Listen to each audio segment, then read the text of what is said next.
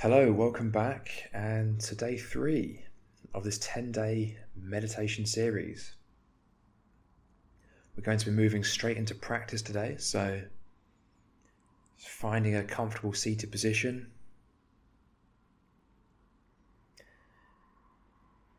Your hands resting on the legs.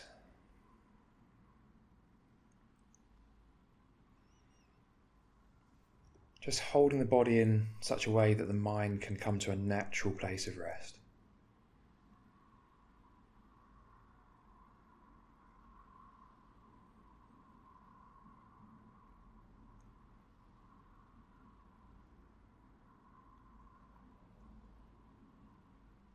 Being present with whatever's coming up. Sounds, sensations, thoughts or feelings.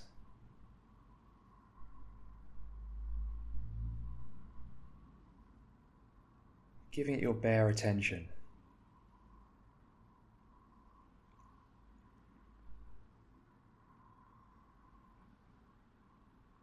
No effort required here.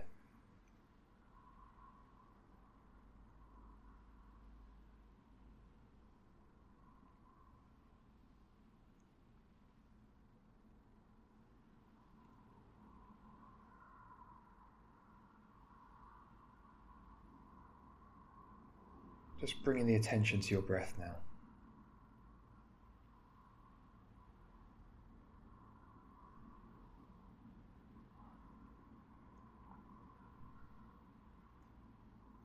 Whether that's the sensation of the air moving through the nostrils, or the rising and falling of the chest or the abdomen.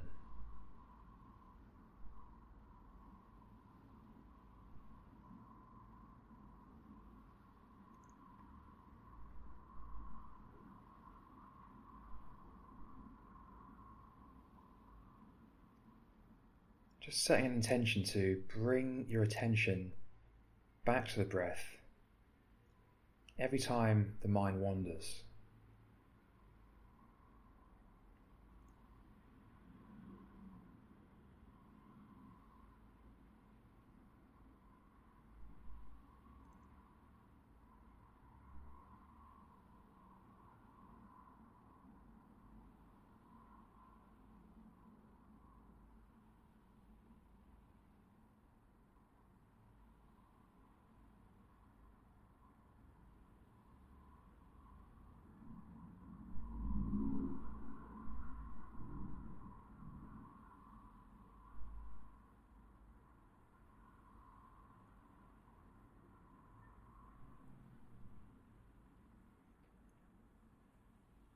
Notice that you don't choose when the mind wanders. You don't choose what appears. These thoughts, these feelings, as a matter of experience, are just arising.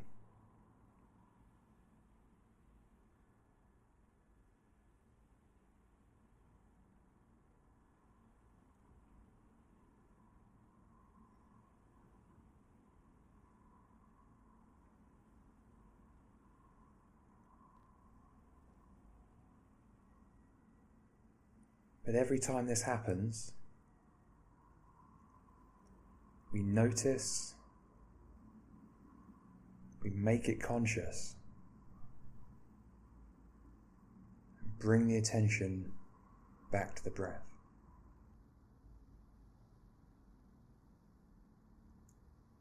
There's nothing to do here.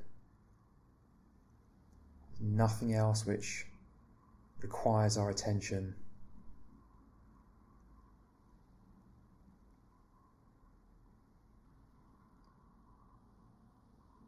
All we need to remember is to bring the attention back to the breath.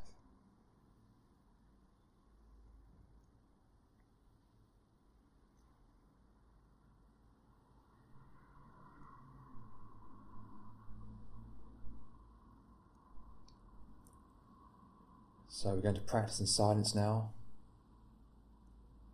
and I'll come back in near the end.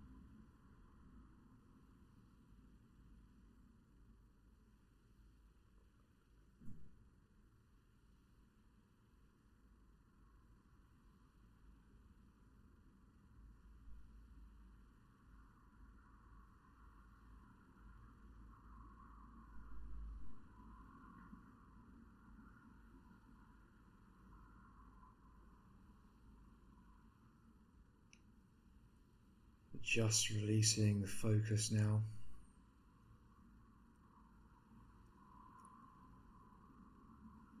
Noticing whatever you happen to notice.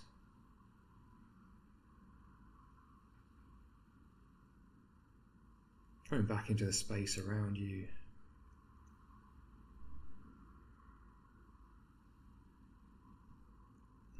Opening your eyes in your own time.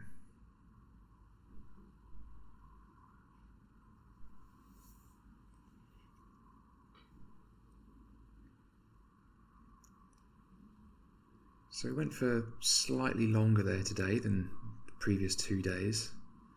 So I hope that was beneficial, comfortable. Maybe I'll say a bit about timing and frequency of meditation. I think a good analogy here is one of physical exercise. There's not really a right amount of time to exercise, right? Or a right frequency to exercise.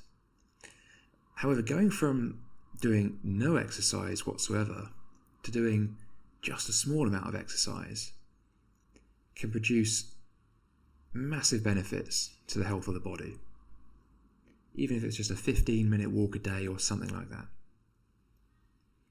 But of course, if you went from doing some exercise to a lot of exercise, the benefits are even greater, and there's a massive jump again in those benefits from doing merely some to doing, say, a workout every day. And then you look at some of these Olympic athletes that train perhaps 3 times a day or 17 times a week or something like this. So it's a fairly good analogy, I think, for meditation, in that clearly the more we do it, the more benefit there's going to be. And at the same time, we couldn't spend our entire lives exercising. There is time outside of the exercise where we need to recuperate, we need to do other things that augment that training. And the same is absolutely true of meditation. This is actually where the remaining habits, the 7 habits of individuation that I discuss, come in, because it's all part of life. As much as meditation is really the dedicated training session for the mind that forms an essential part of our path, our route to wholeness, we also need these daily experiences as a way to train the mind as well. And that is actually often where we do some of the major work. So coming back to the question, I tend not to time individual meditations, because if we're trying to time a meditation, essentially what we're doing there is we are trying to control a result by way of managing a metric. The time, the duration that we meditate for is really nothing more than a symbol of something deeper. And what we really want to get to is that deeper essence. What is that? And that is really the results that we experience in the mind. So if we allow each meditation session not to be dictated by a timer, whereby we either have one part of the mind focused on the timer, wondering, when it's going to go off, or we get really deep in meditation and then are rudely interrupted by the timer at the end. Rather than doing that, we can pay attention to the mind and take each moment as it comes, and then use that as a guide as to when to end the meditation. So I think the more we practice this, the more that will become clear, the more there will be a clear end to the meditation. But then again, it's also very valuable to sit through a little bit of resistance. This is really another way that we integrate the mind, by letting go of disparate and conflicting elements of the psyche. If we feel that urge to get up, let's say we don't have any major pain or anything, but there's just a little impulse to get up and move. What happens if we just sit with that for a little bit longer? Another 10 seconds perhaps. Well, often what happens is the impulse goes away, it runs its course, it's made conscious, and therefore it no longer has a reactive, unconscious influence over what we then decide to do. So this sort of comes back around to something I mentioned there early on in the meditation, which was to just notice that we don't actually control what arises in the mind. We might have spent much of our lives seeing these thoughts and feelings and even sensations as ours in some sense. And what's really going on here is this is the ego, the central point of consciousness that creates this sense of I. This is the ego trying to take ownership of our experience so that it can be managed, so that feelings of pleasure and pain can be regulated so that they don't have to be experienced. But actually, this is not a accurate descriptor for what's actually happening. There is this vast field of unconscious material that is just arising under certain conditions. And we, as it were, us, this I, we don't control those. We don't control everything that arises. All we can really do is make it conscious and take responsibility for what we then do with it in the conscious mind. And really that's perhaps, yes, all we can do, but it's also actually very, very powerful. And if we can train ourselves to do that and consciously move in the direction of dealing skillfully with whatever material arises, then we can move our mind to a state of wholeness and live much more joyfully and peacefully as a result of that. So I'll leave that there for now. I hope that was useful, and I shall see you here tomorrow for day 4 of this 10-day meditation series.